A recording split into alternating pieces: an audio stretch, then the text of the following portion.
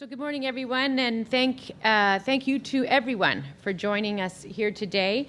I'm joined pleased to be joined by Minister Daniel Larrabee and, of course, Mayor Blake. And I want to thank you for inviting me to be here to join you today. This is a very difficult day. We're here to mourn and to remember.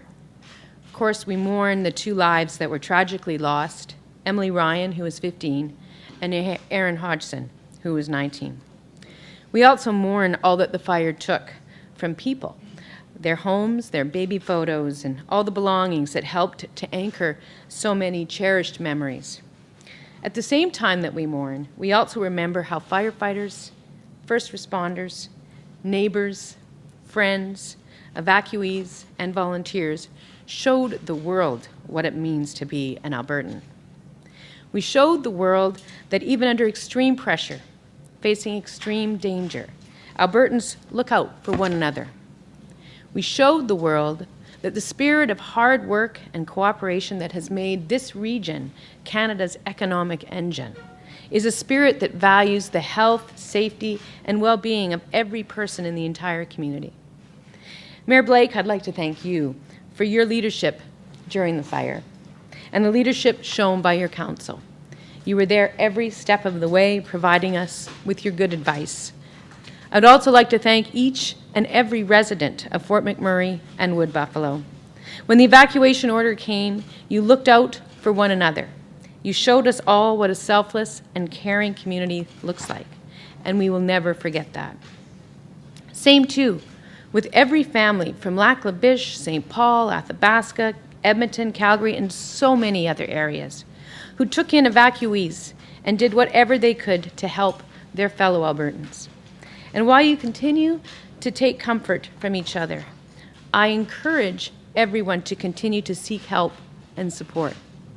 Whether it's images on the news that send your mind right back to where you were a year ago, or whether it's those nightmares that are once again coming back or maybe they never stopped, remember that your health and well-being matters, and that there are professionals ready and able to help. I told you a year ago that we have your backs, and that holds just as true today. Wood Buffalo and Fort McMurray, you are strong.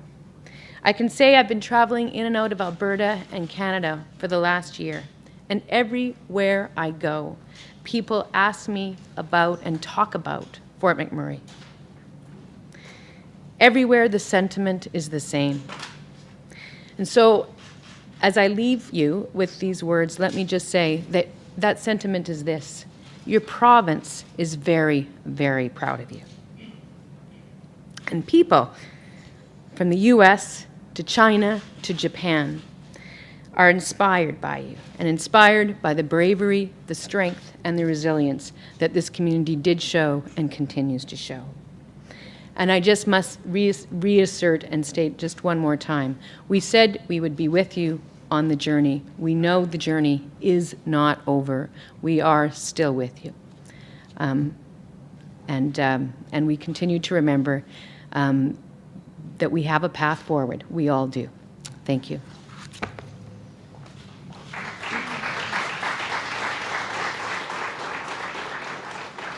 Madam Premier, Minister Larrabee, it's an honor for me to be standing here 1 year later with each of you once again. On behalf of the Regional Council and the residents of Wood Buffalo, I certainly want to welcome you here today and any other day you'd care to come, but today especially. And I acknowledge that we are on traditional Treaty 8 lands, and normally I get to bring an appreciation of the welcome that we've had from our 5 First Nation chiefs and the Métis leaders of the region. Today, I also pause to give some condolences to the community of Fort Chipewyan, who's dealing with the 4 missing community members, and the recovery process has yielded only half the results that we're expecting. To that community, you will forever be in our hearts and in our prayers as we go through this ordeal. And speaking of ordeals, I want to thank Premier Rachel Notley for joining us as we mark today's milestone path to recovery. We began our day, of course, on May 3rd, and I think it was pretty fair to say that we weren't imagining that we were about to experience Canada's largest disaster. As we mark on that one-year anniversary, the evacuation in Fort McMurray and in Anzac, it's clear that we've made significant progress. If you drive through the neighborhoods that were most impacted, you'll find a buzz of activity. Anybody who made it to this location here today will know precisely what I'm talking about. As that season ramps up, you'll see many more homes in various stages of development. And I would say that, yes, we have come a long way, and it is encouraging to see. However, these are still the early days of our recovery. We know that it's going to be a much longer process than any of us would ever want, especially to those who have been most affected. As the Premier herself had said back on the 1st of June, as we return to our residents to this region, this will be the work of years, not weeks. And I would say that we've been fortunate to progress as well as we have because we've had that incredible support from residents, from community partners, stakeholders, industry, federal government, and the province of Alberta, communities right across this country, and the Canadian Red Cross, and so very many more helping hands along our way. And on behalf of all the residents, I want to take this opportunity to give a huge thank you to everyone who helped us up when this disaster knocked us down. We're filled with gratitude for every seemingly small gesture that was made when we were forced to flee our homes. Most of us left with practically nothing, and in true Canadian style, we were met with open hearts and open homes. Strangers housed us, fed us, clothed us, and even filled our tanks with gas. And of course, the financial help that came our way through the donations to the Red Cross and others was nothing short of amazing. More than 1 million Canadians donated to our cause. Our entire community has been personally touched by that assistance. It's been used to support individuals, families, community initiatives, and small businesses. And we simply could not have made it through those dark days, nor could we have made such great strides on our path to recovery without such incredible support. Today, we want you to know how much that help has meant to us, because it meant more than you could ever possibly know. We will always remember the exceptional kindness and compassion that we received. The anniversary of such an incredibly intense experience can be a tough thing to navigate, with a range of emotions that are bubbling up to the surface. And though I've spoken to many residents who are dreading this day, I would say that some want to mark it privately, and others will feel some sort of public event would be the thing to help them heal. Based on that community consultation and feedback, we have tried to strike a balance. With that in mind, of course, I'd like to ask everyone here to please be sensitive to the needs of our community today. I also encourage residents to be aware of the many resources that are available to help support our health and well-being as we move forward to recovery. Community resources are out there, and people are eager to help. And my most repeated tagline is that truly mental health matters and that it is okay to reach out. And once again, I want to conclude with the simplest, most sincere thanks that I can muster to all of those individuals and businesses, community stakeholders, government partners who have been there for us every step of the journey. We very much look forward to continuing to work with all of you to ensure the best possible recovery for our entire region. Thank you.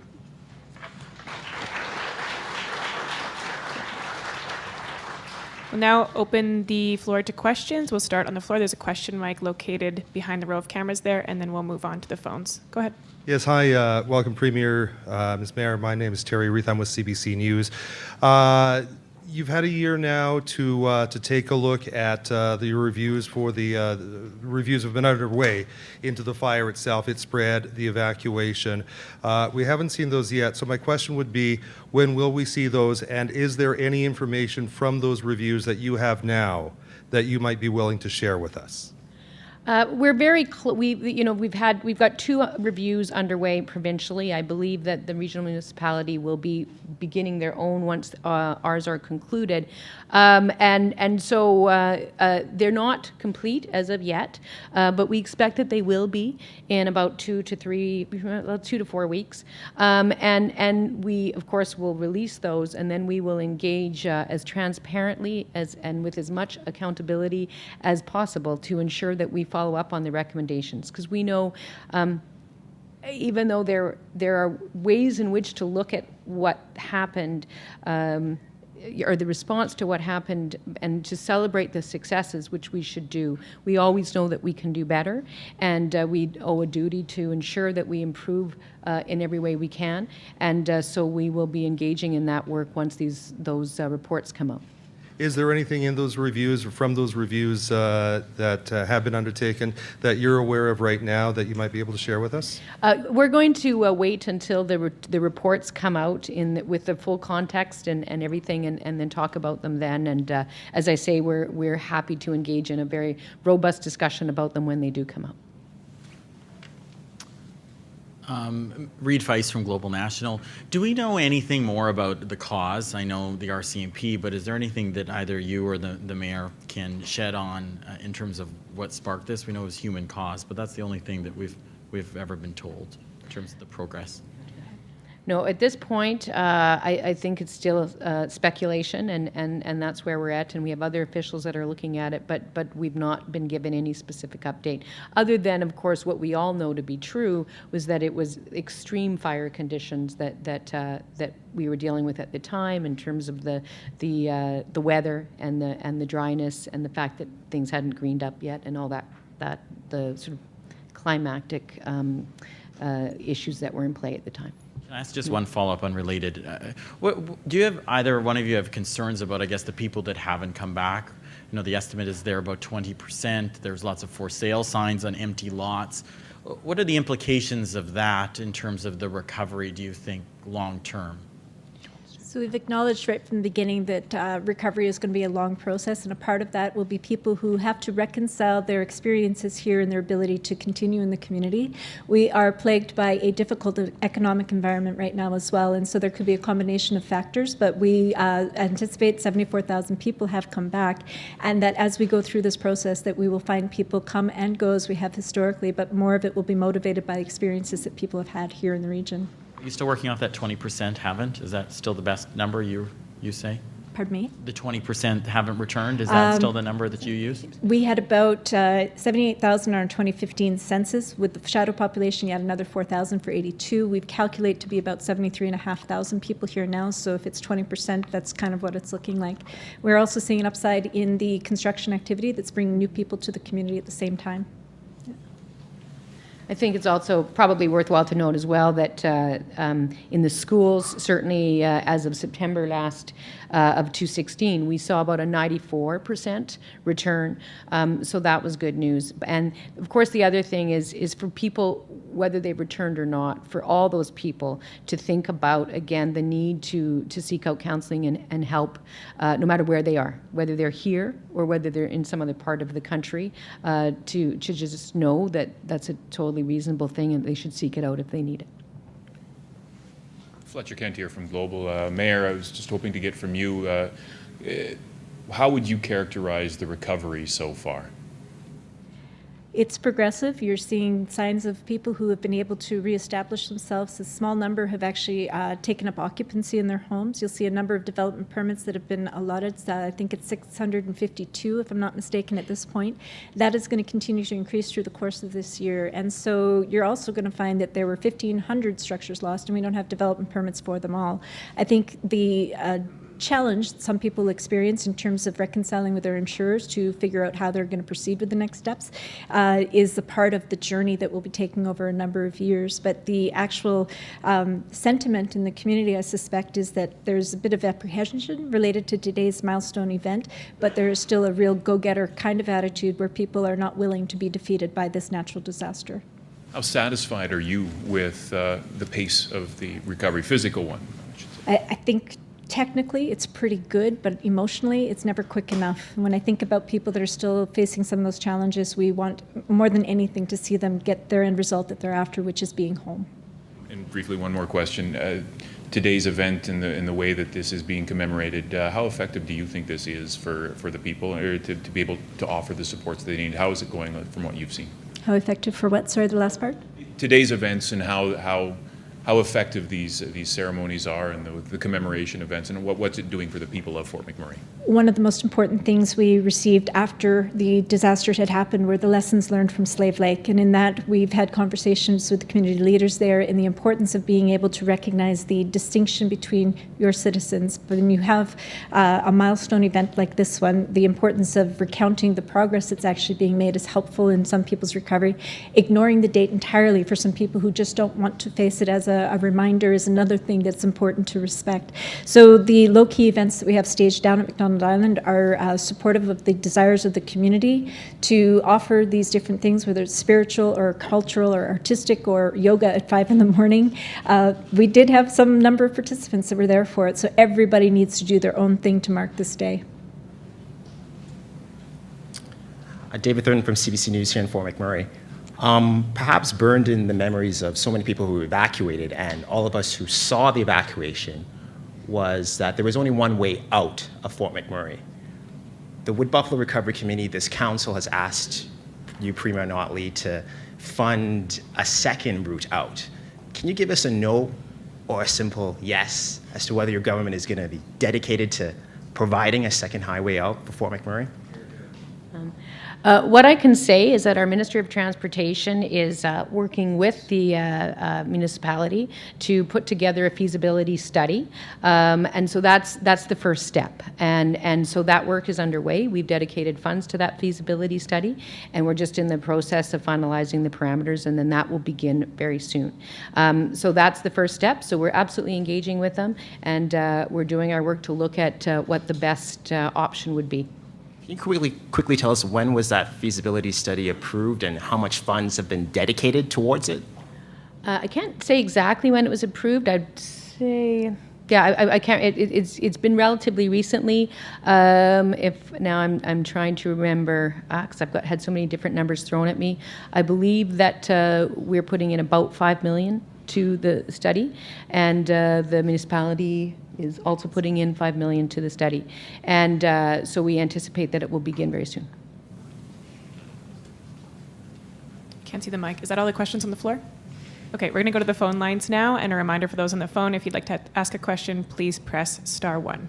Operator, please put through the first caller. Yes, your next question is from John Hempy, News Talk 770. John, your line is now open. Good morning, Premier. 2 questions on other matters of the day that are going on today. First off, the news that Deborah Berman is involved with the BC NDP campaign during the election right now. Do you have any comment on that today? Well, as I indicated in the legislature yesterday, Ms. Berman is part of the Oil Sands Advisory Group, and as are, for instance, the former head of the Canadian Association of Petroleum Producers, a vice president of Suncor, a vice president of CNRL. In no case would I suggest that I have the ability to direct any of those people and how they spend their time off of the very part-time committee work that they engage in, and nor, of course, do I have the ability to do that with respect to Ms. Berman. And the suggestions that I do are not really very well founded. What I would say, though, is that that committee is working very hard and has almost finished its work in terms of what it was asked to do, which was simply to come up with some consensus recommendations on how to move forward in terms of the allocations under the emissions cap. It's not connected to pipeline approval in terms of that work. And Ms. Berman has never been part of our government's process with respect to advocacy, direct advocacy for the pipeline. And that's a good thing because our government is absolutely committed to getting a pipeline to Tidewater. We know that that's good for Albertans, and of course it's good for the industry here in Fort McMurray. And the other question, Premier, has to do with potential movement across the floor of the legislature. We're hearing that there could be some movement of people from the right to the centre. Your thoughts on the rumblings that we're hearing out of Edmonton? Well, I haven't really been hearing them, but I think it's really from the right to the right, but whatever. I don't spend a lot of time worrying about seating arrangements. We're mostly focused on leading the province through difficult times, making life more affordable, having Albertans' backs with respect to supporting those important public services that they rely on, healthcare, education, other important social supports, and of course diversifying our economy and creating jobs. And we're pleased that very carefully, very cautiously, we're starting to see some good signs moving forward, and we're going to keep doing what we've been doing because we think that's the best way to support Albertans through what has been a difficult time economically. Operator, please put through the next caller.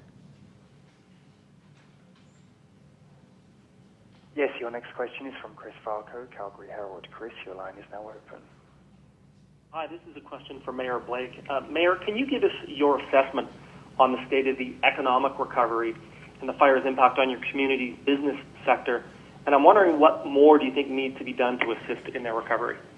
I think the wildfire event was a bit disruptive when it came to business that was already suffering from an economic downshift. The essence of the downshift, though, is one of the things that has necessitated remodeling how we conduct our business and the affordability factors that are affiliated with everything from housing right down to wages and the services in between. And so when the wildfire occurred, I think it created a disruption that was difficult for our local businesses that were already adapting to a new environment.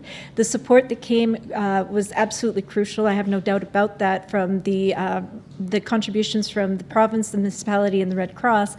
I believe the federal government had contributed some of their funds through the Red Cross as well. But ultimately, that pile of money is what has been supporting the disruptive effect of the fire. But as we look to the future, our economy has forced us again to reconcile what an accelerated growth rate had meant for the community, and the cost of doing business here doesn't jive well when you have an economy that is contingent on a dominant resource that is subject to global pricing. And so I would say that we have a long way to go, but a part of it is just rethinking how we do our business. Just to follow up, do you have a sense of how many businesses have not reopened? And is there anything they need specifically, whether it's capital or employment, in order to get them back? In fact, I don't have a number of those businesses. I know that certain sectors will have slowed down while other sectors will have accelerated. So I just don't have an answer for that one, I'm afraid. We're going to take one more caller from the phone, and then I'll come back to you on the floor. Operator, please put through the next caller. Yes, your next question is from Don Braid, Calgary Herald. Don, your line is now open. Premier, if you've already been asked this, apologies. Have you any thoughts on the talk in BC, Premier Christy Clark's talk of imposing a $70 tax on thermal coal off the coast, which would hit coal operations in Alberta very hard? And I know you're not crazy about coal, but this is hardly a planned phase-out. This is an election campaign promise that seems to go against quite a few Canadian norms, including federal control over interprovincial trade. Well, I think that's probably why you're seeing it as something that's thrown out in a campaign. But I think the reality is we know that the softwood lumber trade strategies that the U.S. government is engaging in are very damaging for people in the forestry industry across Canada, BC, Alberta, also Quebec, the Maritimes. I mean, where there's impacts across the country. So that's why it's really important for us to work together and develop a pan-Canadian strategy, one that supports the different types of industries from province to province to province, and also one where the sort of consequences or the strategies to fight back are also considered in the context of how it impacts all provinces, not just how it impacts one province. So we're working very closely with the federal government.